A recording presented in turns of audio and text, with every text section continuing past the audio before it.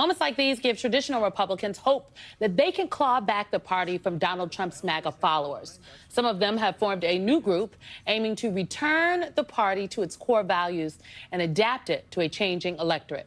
Joining us now are Chris Vance, former chair of the Washington State Republican Party and senior advisor and organizer for Our Republican Legacy, and Lynn Schmidt, a St. Louis Post-Dispatch editorial board member and Missouri State chair for Our Republican Legacy. Our co-host Michael Steele is one of the original founders of that group. Well, I want to welcome. We're just going to sit back. At least we're going to learn something today. No. I just want to welcome everybody. So it's interesting, these moments that we've seen over the last 4 months, 5 months, town halls, particularly in Republican districts, so much so that Republican legislators, members of Congress, are like, you know what, we're just not going to do anymore. So, to Congresswoman Henson, bully for you for doing it still, and despite the atmosphere. What does this say to you? What do you take from that? And what does it say about an opportunity like Our Republican Legacy to stand in the cut, to stand in the breach, to let Republicans like myself and others out there know, hey, yeah, this is happening now, but this is not the end game. This is not how it necessarily has to end for Republicans. No, that's exactly right. There's no doubt that some of the things that Donald Trump is doing is popular with the Republican base, for sure. But there's a lot of other things he's doing that are antithetical to where Reaganite Republicans have always been, such as on trade, such as on increasing the deficit. And a lot of Republican voters are not pleased with it. And you talk about the end game, Michael, we're just getting started, okay? I mean, it is easy to look at what's happening today and be depressed, but there's an election coming just over the horizon in 2028. And guess what? Donald Trump will not be the Republican nominee. His time as the unchallenged, all-powerful leader of the Republican Party will end. That's inevitable.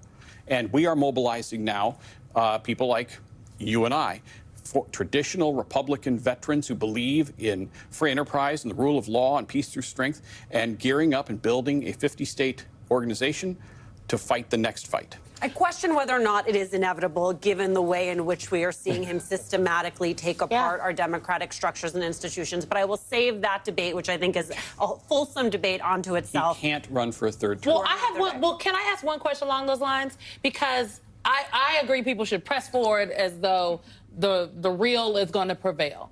But are you all thinking of a contingency plan if he does not go quietly into the night as he is supposed to? Like, as you are rallying traditional Republicans under traditional conservative Republican values, are you also talking to them about the need to, because I think some people feel like, okay, we don't have to stand up to him anymore now, we can just get back and do our own thing, but what if you have to stand up to him again? Well, I understand the fear, but he has come close to defying all sorts of court orders, but he has never absolutely, blatantly, completely violated the Constitution on something as basic as this. Even he's admitted recently he can't run for a third term. Let's not be afraid of things that are not realistic. He's not going to be able to run for a third term. That doesn't mean his movement dies. We've got to beat the next guy. We've got to beat the next guy that MAGA produces and make sure that the party returns to what it should be. But Donald Trump will not be on a ballot ever again in his life. It's why, as we look for data and information, some of these town halls have become so interesting. I want to play a little bit more of what this representative was saying and then the response from her constituents. The president is, I believe, fighting for you and fighting for me. I'm fighting alongside of him. He is helping deport criminal illegal aliens rather than letting them roam our streets freely. He is ending the abuses of taxpayer dollars rather than treating your money like monopoly money. This bill is about securing our borders. This bill is about providing continued tax relief for working Americans and returning our country to prosperity. Okay, so greatest hits there, right? Talking about immigration, trying to act as though the system is inherently corrupt, not the administration that is in power, making promises of tax relief for working class people that is not actually rendered in the bill that just passed through the U.S. House of Representatives. So their old talking points are no longer working. I don't think they are. I was on a tele-town hall with my congressman, and I live in a very red district, and people were not having it. And I do not think those were Democratic plants in the town hall. You had to be screened and like to get the phone call to be able to go in. So I do think What did they want to hear about then? Well, on my town hall that I listened to, it was about the cuts from DOGE. Yep. People really were unhappy about that, and the tariffs, and what that was going to mean to rural communities in Missouri. One of the things that a lot of that's going to be driving conversation here in Washington and I think around the country over the next few weeks, certainly in the summer, is the big bill, the big, beautiful bill, what that means and what it looks like. I did an op-ed for MSNBC Daily. It's out there now. The big, beautiful bill is a debate over the future of the GOP. And the core of what I wanted to get into was, you know, it's no secret that the Republican Party is a shell of its former self, even as it insists that it's not. The bill is touted as a display of conservative consensus, but Trump's economic vision has never had a consensus because he's not a fiscal conservative. Nope, he's not. No.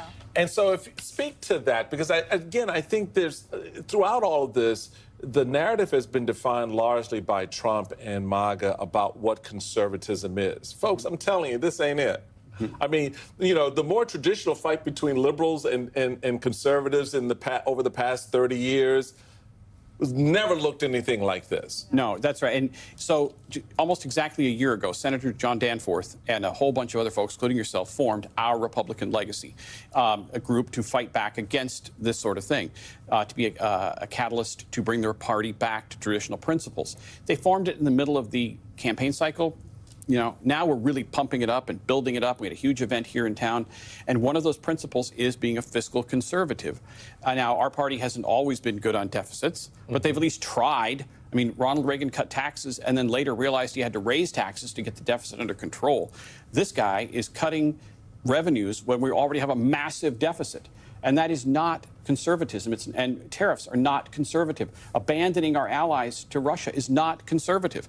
And there's so many Republicans out there who want to believe that Trump is something that he is not, that they think he's a conservative. So how do you convince them otherwise? How do you convince them to get to the point, to have the confidence to step outside of the shadow of that image, that he is something that he is not? And can I layer onto that, to your great question there? There was something that Representative Hinson said that I think was correct, which is she said Donald Trump was elected to disrupt the status quo. And so I think one of the tensions that you must be reckoning with is the fact that from all sides of the political spectrum, there is a desire to disrupt the status quo. It is not a desire to go back to the way things was. It is a deep appetite for a vision of something that exists in the future. So how do you both say, we want to go back to some foundational principles, but in a way that is forward-looking? Yeah, absolutely. So I think you mentioned in your remarks earlier today that it's taking the Republican values that we believe in and moving them forward into this century with the changes that are happening culturally and around the world. And so I think we really have to look forward and not just back at what we used to be. Does this effort encompass, because midterms are right around the corner, and obviously there are, we just talked about it, that there are a number of Republicans currently serving who do see themselves as fiscal conservatives. I mean, who are like, this bill does, the big, beautiful bill, which I hate calling it that, Trump's budget bill, it does balloon the deficit. We can't do that. Is this an effort where you also take a look at who is up in 2026? Are you all backing primary candidates in this? Our organization is not a PAC. It's a 501c4 advocacy group. We are not going to be participating in elections. Other groups will do that. Our niche is to advocate for the Republican Party to return to its core values and to fight within the party. And that makes us new and different. There have been a ton of Never Trump groups formed in the past few years. I've been a part of pretty much all of them. But there has not been any organization yet created, other than Our Republican Legacy, which is designed to fight within the party for control of the party. And I try not to concentrate very much on Donald Trump. Do you know why? He's not the future. So what is the mechanism then? We are for constant messaging, which you do in politics. We're online, we're on video, we're doing all sorts of messaging, and we are building a shadow version of the party, a Republican Party in exile. 50 state chapters. I'm a former state chairman, he's a former state chairman. We want to build the infrastructure to go get people elected as delegates, as county officials, win primaries. do what people do in a democracy. This is like a coup, literally trying to take your party back. No, Well, it is doing party what they politics. did, what Yeah. MAGA did. what they MAGA did, took yeah. control of the party by winning those central committee seats and those state chairman It's seats. what every movement does. I came into politics at the tail end of the Reagan era. No, I'm sorry, at the beginning of the Reagan era, when the Reaganites had taken control of the Republican Party state by state. That's what needs to happen now. Traditional Republican conservatives need to stand up now and fight back for our party. It's our party. It's not theirs. We have to go, but how many members do you have in Missouri?